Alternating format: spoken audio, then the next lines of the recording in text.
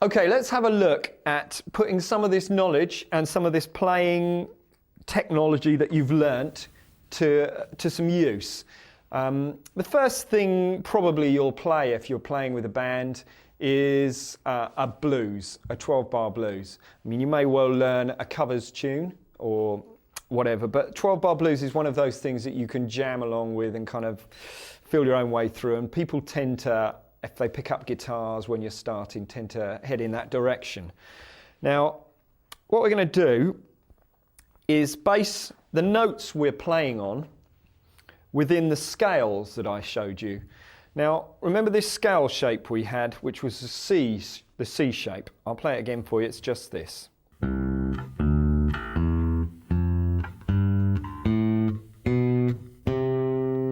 Okay, which was just a standard C scale, okay? Now what I'd like you to do, and hopefully you've learned some of this stuff when we've got to this point, is to know the way this scale shape works, the shape of how it works, so you can play this scale shape anywhere on the neck.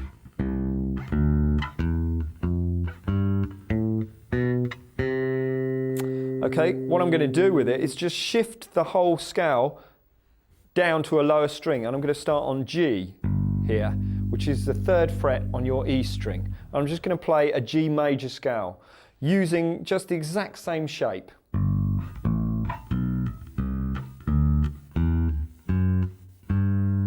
Okay, and I'll give you the notes anyway.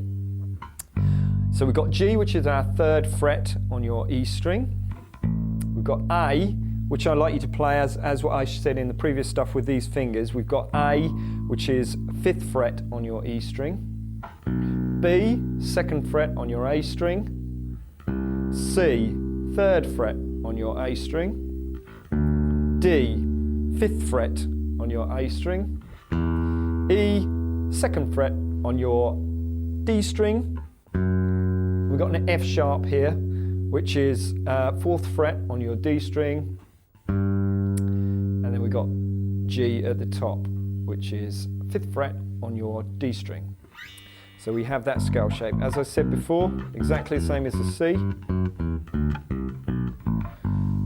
We're going to give them numbers. 1, 2, 3, 4, 5, 6, 7, 8. And then we're going to play 1, 3, 5, as in the arpeggio. We're going to add the 6 and the octave. And you end up with this. Okay? And then we can go back down again with that. So it's G6.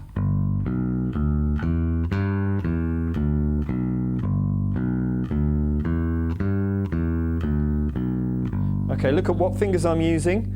Obviously, this, as in the arpeggio, when we learnt the arpeggios, this note here with your little finger is a little bit of a stretch. So you obviously have to have good technique.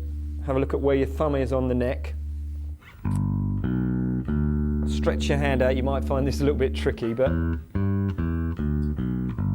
we've got the G. Okay, then we're going to shift this whole phrase across 1 fret up to the C and play exactly the same thing.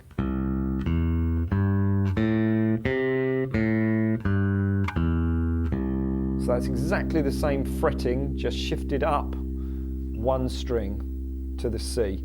So therefore we've got the G and we've got the C, and our next movement will be the D. Now it's not necessarily in this order. I'll show the order at the end. I'm just going to show you where initially the points to start these arpeggios are. We're going to go up to the D and play this. Just a standard arpeggio. We're not going to reach the 6th. We're going to play 1, 3, 5, and back down to 3, as in our scale names. So if we were to play the major scale over D, and I numbered them 1, 2, 3, 4, 5, 6, 7, 8. All I'm playing is 1, 3, 5, 3. And then we're going to go down to the C and play exactly the same shape. 1, 3, 5, 3. Now, 12-bar blues sequence. is in itself, for all of those of you who don't know what a 12-bar blues sequence is, it's 12 bars is the length of the music. So each bar consists of 4 beats. We've got 12 bars. And with this bass line, each note actually represents a beat. So one note, 1, 2, 3, 4 is 1 bar. Okay? We're going to split these bars up so we end up with 4 bars of G. So if I'm going to count that off, this is how it sounds. So this is the first 4 bars of our 12-bar chord sequence. 1, 2, 3, 4, 2, 2, 3, 4, 3, 2, 3, 4, 4, 2, 3, 4. That gives us our first 4 bars in G. I'll play that again really slowly so you can play along with me. So it goes 1, 2, 3, 4. 1, 2, 3, 4. Then we move up to the C, and then we have 2 bars on the C. And that sounds like this. C. 1, 4, 2, 2. And back down again to the G. And we play another 2 bars of the G. 1, 2, 3, 4, 2, 2, 3, 4. Then we go up and play 1 bar on the D. 1, 2, 3, 4. 1 bar on the C. 1, 2, 3, 4. And then 2 bars on the G. 1, 2, 3, 4. 2, 2, 3, 4. And we're back to the beginning. Now, I know initially this sounds quite complicated in the way I'm explaining it. Hopefully you're understanding what's going on here.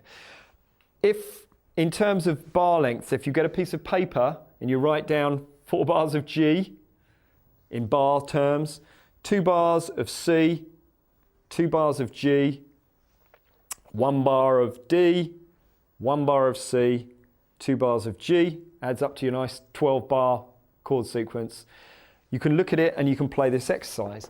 Now I'm going to glue it all together, and this is what it sounds like as a complete 12-bar blues sequence. Here we go. 1, 2, 3, 4. 2, 2, 3, 4, 5, 6, 7, 8, 9, 10, 11, 12.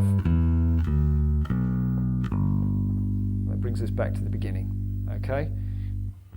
So we have our 12-bar chord sequence. Obviously it plays right up to the end of bar 12. And then you're back in again and you play the whole thing again. As an exercise, it's really good.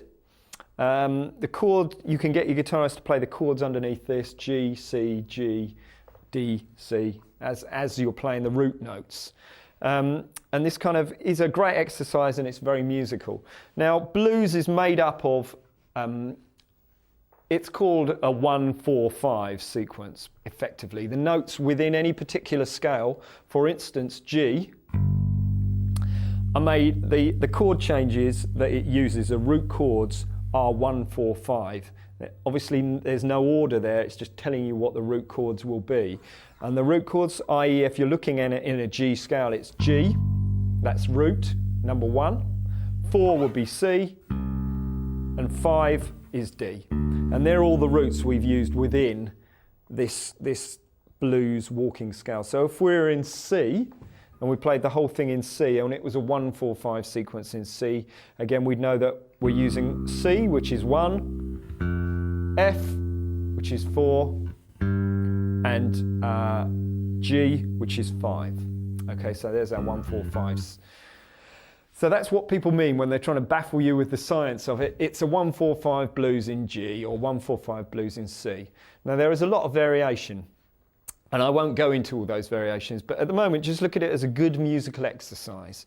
And a blues in G. Remember, you have to stretch your hands to play this. It might, if you can play this through and you're really starting out, it builds the strength in your hands to play these kind of things. This is quite a tricky thing to play. Don't worry if it hurts and it starts to strain. Try and keep up with it. And if you've got a metronome or a little drum machine, you can just set a time, time clicking away in the background, and you can play along to it. If you set a metronome, find a nice slow beat. Remember, every note falls on a crotchet. So it's 1, 2, 3, 4. For every one of those numbers, you're playing a note. And this as an exercise is really, really good practice.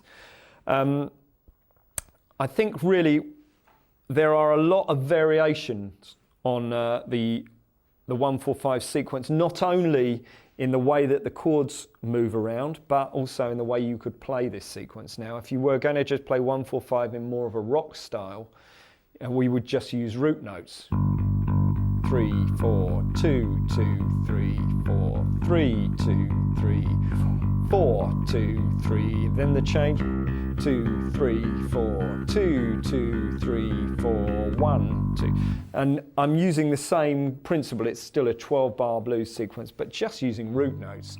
Now, there are, again, other areas where you could just play arpeggios, and you could, I think really for you guys is just to learn the first one and then experiment with it, because this kind of sound opens up lots of doors. 12-bar blues opens up lots of doors as well. So really get this one down, and it will pay off later on.